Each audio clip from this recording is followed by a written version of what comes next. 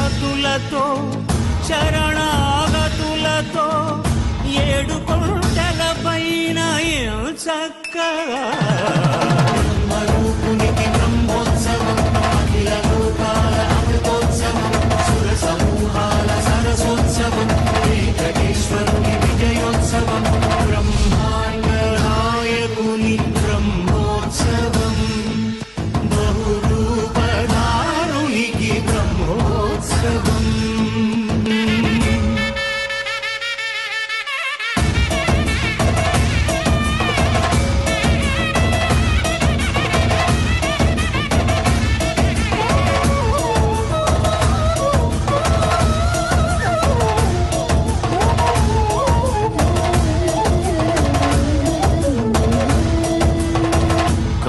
వృక్షవిహారి కలిదోషహారియై